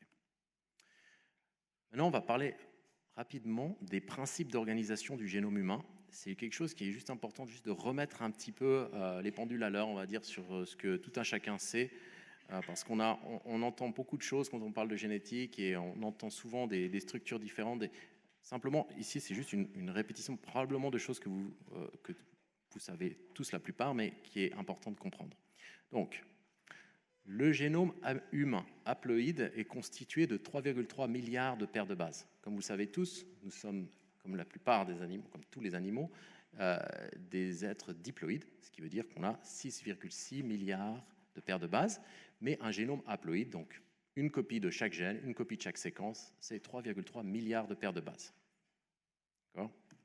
La deuxième chose, c'est que ce génome est distribué en 24 chromosomes, dont 22 autosomes et 2 chromosomes sexuels. Les 2 chromosomes sexuels, vous en avez entendu, XY. Je rajouterai ici qu'il y a un autre tout petit chromosome qui est dans la mitochondrie, qui contient quelques gènes et qui est aussi important. Mais voilà, le génome nucléaire, lui, est divisé dans ces 24 chromosomes et 22 autosomes et 2 chromosomes sexuels. Donc, chacun de ces chromosomes est toujours la même chose. La structure de base, c'est 2 extrémités qui sont des télomères, dont le but est juste d'éviter d'être raboté et rongé des extrémités, de perdre de l'information. Donc, c'est des séquences répétées. Et un centromère qui est souvent plus ou moins au milieu du chromosome, mais qui parfois peut être proche d'un télomère. Vous avez des chromosomes dits acrocentriques. Et ce centromère est important typiquement pour la ségrégation des chromosomes, c'est aussi des séquences répétées. Et tout ce que vous avez en noir ici, c'est la partie qui contient les gènes, qui contient ce qui est important pour la fonction du génome et qui est du coup protégé à l'intérieur de ce chromosome. Chaque chromosome dans un individu diploïde est donc présent en 2 copies dans une cellule somatique humaine. Donc vous avez 44 autosomes dans une cellule somatique. Et les 2 chromosomes sexuels viennent toujours en paire, soit vous avez le XX, comme vous le savez, soit le XY, donc dans une cellule somatique humaine. Donc au total, on retrouve 46 chromosomes par cellule somatique humaine qui contiennent donc nos 6,6 milliards de paires de bases de génome diploïde. Donc, à quoi ressemble un chromosome dans le noyau d'une cellule en interphase? Et ça, c'est des données qui commencent ça commence à dater, mais c'est relativement récent parce que pendant longtemps, on voit le chromosome quand il est bien condensé, bien clean, en X, que tout le monde a déjà entendu parler. Mais un chromosome, en fait, c'est plutôt une petite pelote de laine. Donc ici, c'est une reconduction d'une cellule haploïde humaine. Et vous pouvez voir chaque petite pelote, là, c'est un chromosome différent. Vous pouvez voir simplement la déconstruction de ce noyau, et vous pouvez voir que les chromosomes en interphase, ici, ne ressemblent pas aux chromosomes dont on a l'habitude de voir. Ils sont simplement des petites pelotes de laine qui occupent un espace distinct du noyau. Cet espace, il peut un petit peu varier d'une cellule à l'autre. Vous avez typiquement le chromosome 11 qui peut être dans un type cellulaire proche de la membrane du noyau, de la périphérie, alors que dans d'autres cellules, il va être un peu plus à l'intérieur, donc tout ça change un petit peu. Mais ce qu'on voit principalement là, c'est que le chromosome interagit d'abord avec lui-même, avant d'être complètement mélangé comme des spaghettis avec les autres chromosomes. D'abord une structure qui est repliée sur lui-même. Et ça, c'est à quoi ressemble un chromosome dans une cellule en interphase, qui n'est pas en train de se diviser. Donc, les chromosomes se condensent durant la mitose, mais pas durant le reste du cycle cellulaire. C'est-à-dire, en gros, que vous avez ce qu'on vient de voir à l'interphase, et à la mitose, le chromosome va se condenser pour pouvoir être distribué dans les 2 cellules filles. Et il va devenir très condensé, très classique, les chromosomes qu'on a tous en tête. Donc, comment est-ce qu'un chromosome se condense? Et bien pour ça, on doit penser à qu'est-ce qui constitue le chromosome. Donc, on l'a vu, si on zoome sur un petit bout de chromosome, on a évidemment l'ADN, la double hélice dont on a parlé, mais on a des histones, hein, vous allez revoir ça plus tard, qui sont simplement des protéines de structure sur lesquelles la double hélice d'ADN s'enroule et qui permet de compacter lors de la division cellulaire ou de justement l'ouvrir à l'interphase et qui régule plein de différentes fonctions du génome, donc par exemple la transcription des gènes. Vous allez en reparler, mais c'est juste pour vraiment mettre en perspective où est-ce qu'elle est pour vous, cette molécule d'ADN, quand je regarde une cellule et quand je regarde un chromosome, qu'est-ce que je suis en train de voir? Je suis en train de voir de l'ADN avec des histones compactés lorsque le chromosome est condensé, et quand il se décondense, ces histones sont juste plus loin les unes des autres et décompactées. Donc l'ADN n'est jamais seul, in vivo, dans le noyau, il est avec les protéines d'histones et il est avec aussi plein d'autres protéines comme les régulateurs de la transcription dont on vient de parler, qui viennent s'insérer dans les grands et les petits sillons.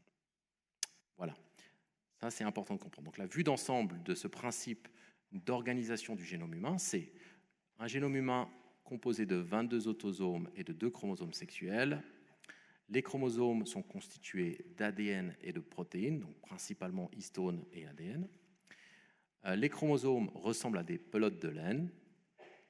Les chromosomes existent dans leur forme condensée durant la mitose et la méiose, lorsque les cellules se divisent. Et quel en est leur contenu? Ça, c'est la grande question.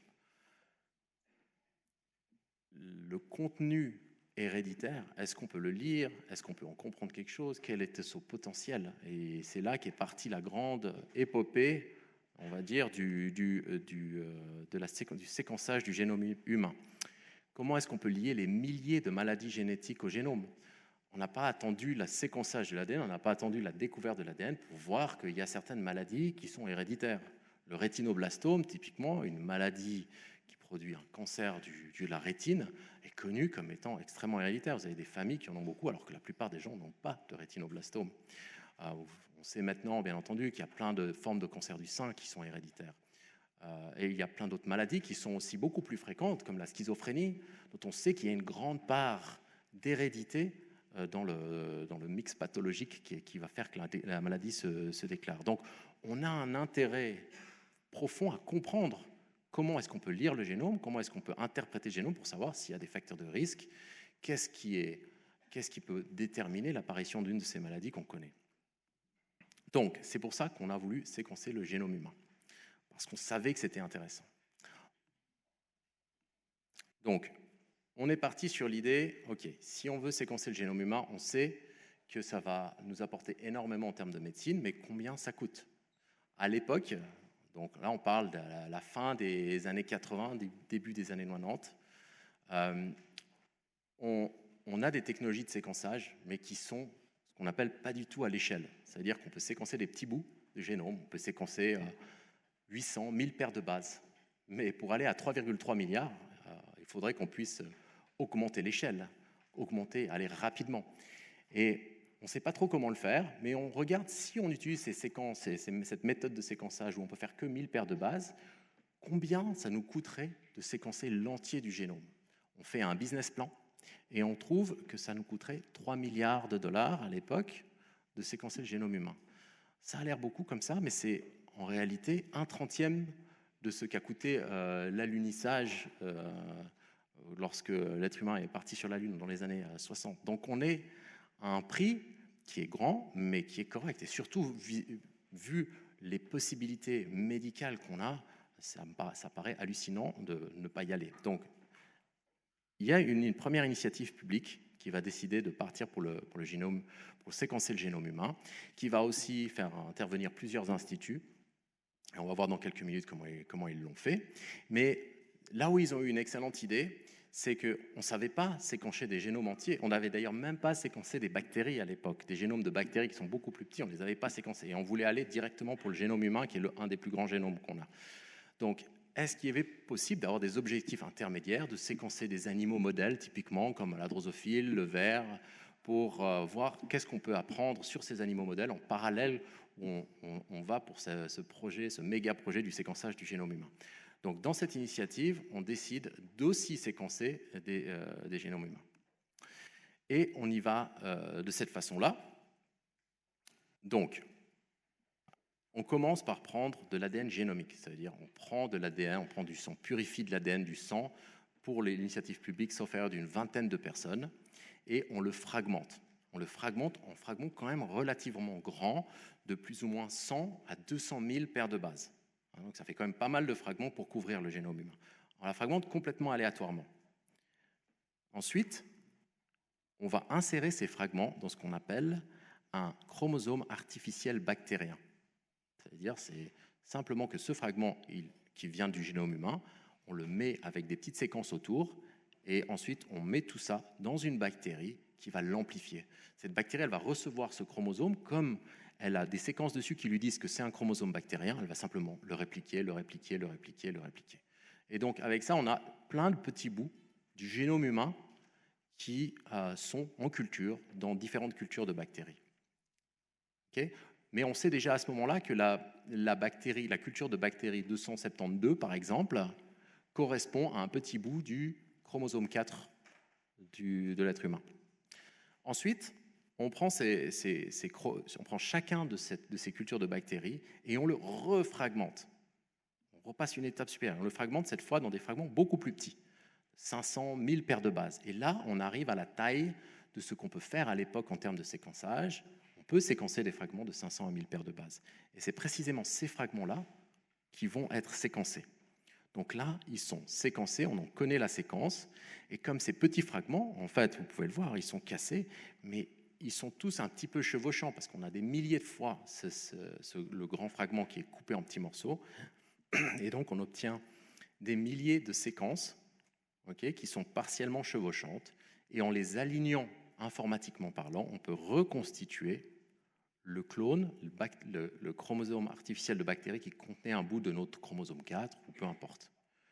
À partir de là, on a un bout du génome humain, un clone qui a été reconstitué. Et ensuite, on remet ensemble tous nos clones bactériens, et petit à petit, on remonte comme ça vers la reconstruction du génome entier. Donc on voit qu'il y a une méthode biologique de commencer à couper les bouts, à couper le génome humain en de plus en plus petits bouts, à le séquencer et ensuite à progressivement le reconstruire bioinformatiquement pour arriver à la construction finale du premier brouillon du génome humain. Tout ça est extrêmement compliqué parce qu'il faut, évidemment, c'est quasi industriel. Vous pouvez voir ici, on a fait à l'époque des processus de culture de bactéries à grande échelle pour essayer d'automatiser au plus ce qu'on pouvait avec la technologie qu'on avait à l'époque. Maintenant, il y a des intérêts à séquencer le génome humain qui sont plus directs. Il y a beaucoup d'argent qui peut être fait en connaissant le contenu du génome humain. On savait par exemple qu'on avait déjà à l'époque, avant que le génome humain soit séquencé, on avait déjà identifié le gène de l'insuline, cloné le gène de l'insuline, transféré dans des bactéries et produit de l'insuline en masse qu'on vend à des prix, à l'époque en tout cas, qui étaient très hauts et où il y avait beaucoup d'argent à juste connaître un gène humain. Imaginez si on trouvait tous les gènes, l'argent à se faire. Et c'est pour ça qu'il y a eu des initiatives privées en parallèle qui voulaient aller très vite, séquencer le plus possible de ces gènes pour pouvoir les breveter. Et ça a démarré en parallèle avec cette initiative publique. Et ça, c'est l'initiative de Craig Venter qui s'appelle Celera, qui porte bien son nom. Et où l'idée, c'était d'aller beaucoup plus vite, mais de perdre peut-être un peu en précision, mais d'aller plus vite. Et donc, dans l'idée, c'est qu'on n'a pas besoin, en fait, si vous réfléchissez, on n'a pas besoin de cette étape de chromosome bactérien artificiel. On peut tout à fait directement passer du tout gros génome en tout petits fragments et tout assembler avec nos petites séquences de 500 à 1000 paires de bases qu'on a séquencées et qu'on aligne les unes avec les autres bioinformatiquement. Si l'étape intermédiaire, elle nous permet juste d'être un peu plus précise, de peut-être couvrir des régions du génome qui sont dites répétées, donc qui sont difficiles à séquencer. On arrive à le faire avec ces chromosomes artificiels, mais finalement, ce n'est pas très nécessaire. On peut faire ce qu'on appelle du shotgun sequencing, c'est-à-dire que je prends mon ADN, je coupe tout et je séquence ces petits fragments, puis ensuite je mets le paquet sur l'assemblage bioinformatique et on reconstruit tout ce qu'on peut du génome humain. Ça va beaucoup plus vite, mais c'est un peu moins précis. Par contre, comme ça va plus vite, eux, ils ont commencé d'abord par le faire sur des génomes de bactéries. Et ils se sont dit, on prend les bactéries, puis on va regarder ce qu'on voit dans les bactéries. Et là, ça a tout de suite été une mine d'or, parce que vous regardez dans une bactérie, vous allez trouver plein de gènes dont vous n'avez aucune idée à quoi ils servent. Tous ces gènes, ils n'avaient pas été identifiés avant, mais on a trouvé des gènes, typiquement, qui permettent d'échapper à l'immunité humaine grâce à cette approche-là. Et on a tout de suite vu le potentiel est énorme. Donc on va très vite, mais ça fait quand même très peur à l'initiative publique qui voit tout ça avancer à grande vitesse, que peut-être qu'il va y avoir des problèmes de brevetage, de gènes, donc il y a un problème de société qui se développe. L'initiative publique, elle est quand même pas en reste. Assez rapidement, ils arrivent à séquencer le génome du ver, dont je vous rappelle, la plupart des oncogènes qu'on connaît en médecine à l'heure actuelle ont été identifiés chez le ver et non chez l'être humain. Donc on voit tout de suite que aussi du côté du génome, on arrive à construire des gros génomes et on arrive à comprendre des choses. Finalement, à la fin des années 90, début des années 2000, il y a la Maison Blanche qui décide de calmer l'histoire, qui amène les deux acteurs ensemble pour leur faire parler et publier leurs recherches en même temps, ce qui est finalement accepté. Donc les deux initiatives sont présentées au public comme si elles étaient en fait une collaboration. Elles sont publiées ensemble dans des grands journaux et finalement, tous ces gènes seront rendus publics. On connaît maintenant les séquences du génome humain, on connaît les séquences de tous les gènes et on aura quelques surprises, on va en parler dans quelques secondes. Donc en gros, début du séquençage dans les années 90, le coût 3 milliards, on a 20 institutions qui font partie de cette, et là je parle que de l'effort public du séquençage humain. Donc on démarre avec 20 volontaires. Donc en fait, dans cette séquence publique, en fait, on a le mix, on a une séquence qui représente un mix de différentes personnes, et pas juste une séquence d'une seule personne. Et la première annonce, le premier draft, on va dire du génome, il est publié en juin 2000. Et, il est annoncé en juin 2000 et publié en février 2001. Et là, je me rappelle très bien, parce que malheureusement, j'étais déjà en train d'étudier la biologie à l'époque, que chaque semaine, il y avait un chromosome différent qui était publié, où on parlait des aspects d'un chromosome, etc., parce que tout était extrêmement nouveau. La version finale, elle est publiée en avril 2003. Excusez-moi, elle est publiée en octobre 2004 dans la revue Science. Donc ça, c'est... Voilà, cette épopée, elle a été finalement complètement publiée. Et maintenant, on peut aller voir, parce qu'il y a des gens qui se sont amusés à imprimer le génome humain dans des livres. Vous pouvez aller au centre Sanger à Londres, et puis vous allez regarder The Book of Life. 109 gros livres de 1000 pages, dans une taille d'écriture juste lisible. Vous pouvez voir ici, c'est tout petit. Mais si vous regardez ça, ça reste quand même assez intéressant, parce que votre œil va tout de suite voir des choses qui se passent dans le génome. Typiquement, les régions répétées, si vous regardez ces livres, vous allez les voir immédiatement. Si vous avez une région qui est une région répétée de TA, TA, TA, TA, TA, TA, votre œil va immédiatement le voir. Donc, vous pouvez presque jeter un coup d'œil et découvrir des choses comme ça.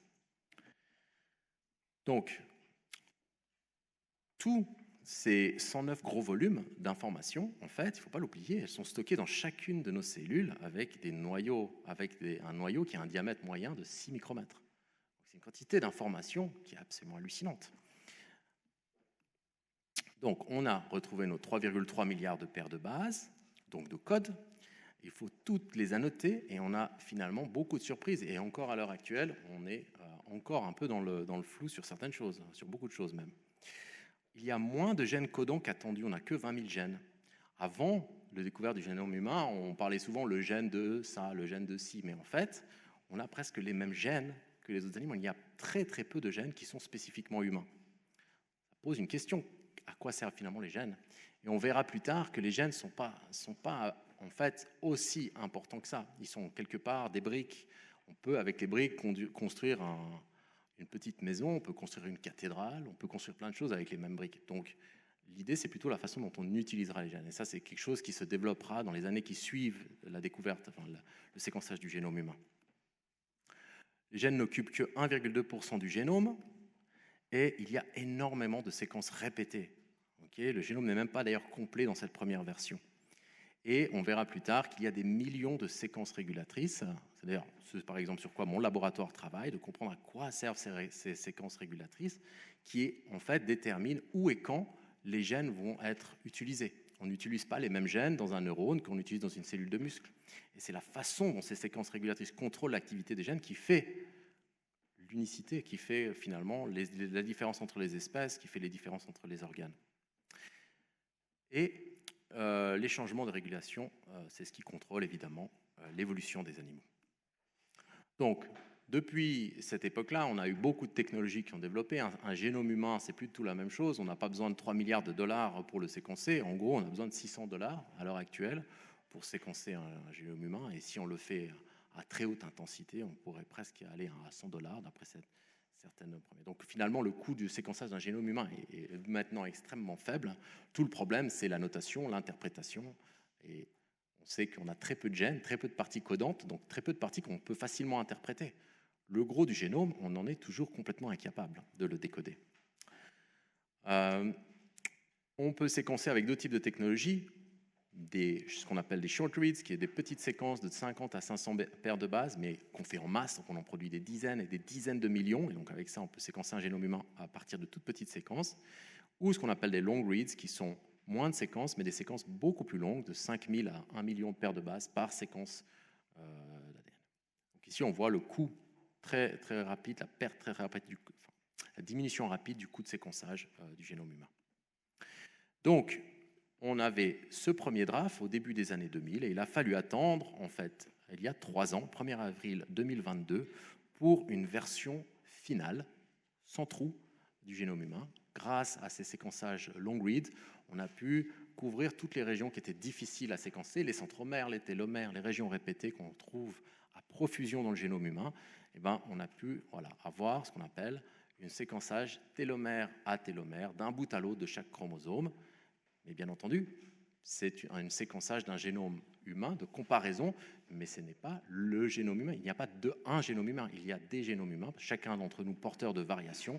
Et comprendre ces variations, c'est ce qui va nous permettre d'aller plus loin en termes de compréhension des maladies, compréhension des traits physiologiques et non physiologiques. Donc on va vite parler des applications dans les quelques dernières minutes qui nous restent. La première chose qu'on voulait faire, c'était trouver ces fameux gènes responsables des maladies. Où est-ce qu'ils sont? Et si on pense aux gènes des maladies rares, des maladies monogéniques, donc des gènes qui ont des effets importants, pense par exemple à la mucoviscidose, où on en a parlé très brièvement dans le cours précédent, vous en avez parlé, la myopathe du Duchenne, ce sont des maladies où la mutation dans un gène induit la maladie, une maladie grave, et du coup explique aussi la fonction du gène. Mais en 1990, donc avant le séquençage du génome humain, on connaissait plus ou moins 70 gènes importants pour des maladies monogéniques qu'on trouve dans la population, qui apparaissent de temps en temps. Juste après le séquençage du génome humain, en 2003, on est à 1700, et maintenant on est à 2020, de ces gènes liés à des maladies monogéniques, et dans chacun de ces gènes, on a identifié certaines mutations qui induisent la maladie et d'autres qui ne l'induisent pas. Donc on a une cartographie de ces maladies monogéniques qui est impressionnante à l'heure actuelle. Maintenant, parlons des maladies fréquentes polygéniques. Et là, on parle de maladies très fréquentes, le diabète, la schizophrénie, dont on sait qu'elles ont une composante héréditaire. Comment est-ce qu'on sait qu'elles ont des composantes héréditaires? On compare simplement l'effet de deux jumeaux. Est-ce que si deux jumeaux homozygotes, donc des vrais jumeaux, l'un a la maladie, est-ce que l'autre a aussi la maladie, comparé à des faux jumeaux, pour voir si dizygotes, donc, si un des frères ou un des sœurs a la maladie, est-ce que l'autre a la maladie. Donc, on peut savoir si on a des génomes identiques, si on développe la maladie, ça veut dire qu'on a plutôt une maladie qui est héréditaire. Donc, on peut mesurer l'hérédité sans connaître son origine, grâce à ces études de jumeaux. Et donc, on connaît ces maladies qui sont typiquement héréditaires, mais qui sont fréquentes.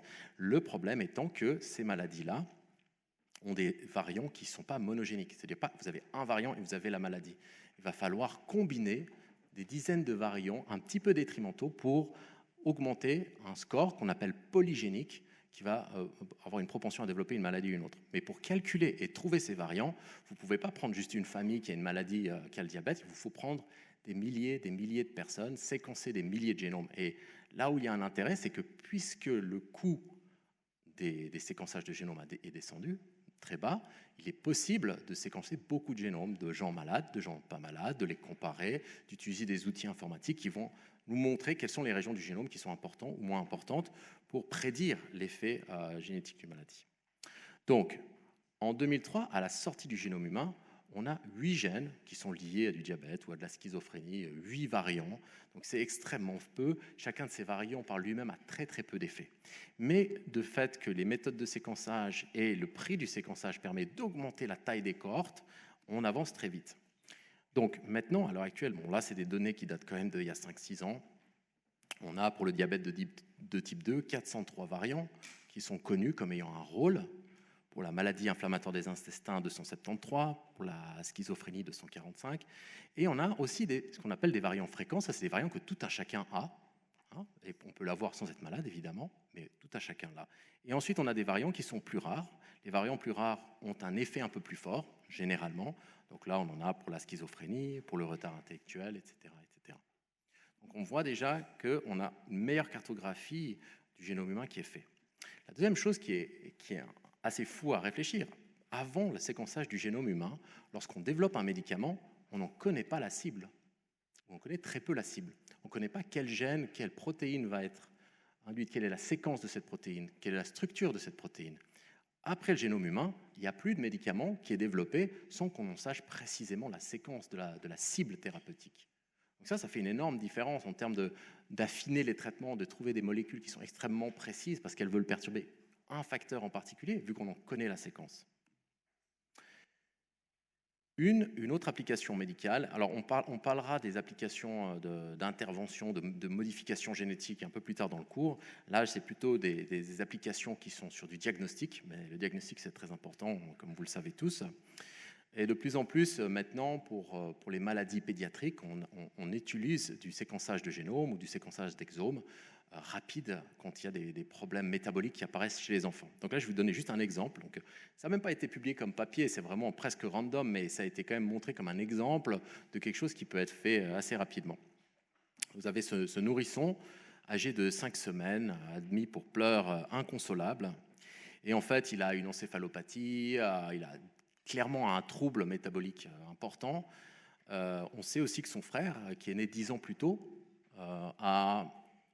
est arrivé à l'hôpital avec les mêmes symptômes, sauf que lui, malheureusement, n'a pas survécu à sa crise, une espèce de crise d'épilepsie. Et du coup, on se doute qu'il y a de 1, un problème métabolique, de 2, un problème génétique, parce que c'est la deuxième fois, deux frères. Donc, avec cette idée en tête, on autorise assez rapidement, et vous pouvez voir ici, un RGS, ça s'appelle un Rapid Genome Sequencing. C'est vrai que, pourquoi on dit rapid? Parce que dans la plupart des tests génétiques, on n'est pas pressé dans le temps. Alors, si ça vient dans 2 mois, c'est pas grave, mais là, il ne faut pas que ça vienne dans 2 mois, il faut que ça vienne dans 2 heures. Donc, on voit qu'à 2 heures de l'après-midi, donc là, on autorise le RGS, okay, et très rapidement, on a le démarrage du séquençage. Une fois qu'on a la séquence, il faut l'analyser. Donc maintenant, de plus en plus, on utilise l'intelligence artificielle pour découvrir en fait quels sont les variants qui sont potentiellement intéressants, parce qu'on va en trouver des dizaines, voire des centaines de variants. Et typiquement, le problème qu'on a pour les maladies métaboliques, c'est qu'il y a plein de gènes différents et chacun a un traitement différent. On ne peut pas faire un petit test comme ça pour regarder si c'est celle-là ou celle-là. Il va falloir avoir un test grande échelle pour découvrir le variant. Et là, assez rapidement, on voit un variant dans un gène qui, vous pouvez le voir ici, est un transporteur de la thiamine et qui est connu comme étant un gène qui peut induire des maladies métaboliques chez l'enfant, des problèmes d'épilepsie, etc. Et qui a où on a un médicament très simple, c'est simplement de donner des doses de biotine et de thiamine à l'enfant. Et donc, vous voyez qu'ici, moins de 24 heures après le démarrage, l'autorisation du génome séquenceur, on peut donner les premières doses de biotine et très rapidement, l'enfant peut sortir de l'hôpital parce qu'en fait, ce n'est pas une maladie très grave, enfin, c'est une maladie grave, mais elle peut être facilement traitée. Maintenant, il y a de plus en plus de projets, surtout dans les pays anglo-saxons. Chez nous, on est un peu frileux, mais typiquement, l'idée, c'est de séquencer tous les bébés qui naissent, parce que même si on ne comprend pas, pour la plupart des bébés, on ne peut pas prédire grand-chose, il y a quand même une fraction d'entre eux où on pourrait tout simplement savoir en avance qu'il y a une chance, un risque d'une certaine maladie et on pourrait administrer un traitement même avant qu'elle apparaisse.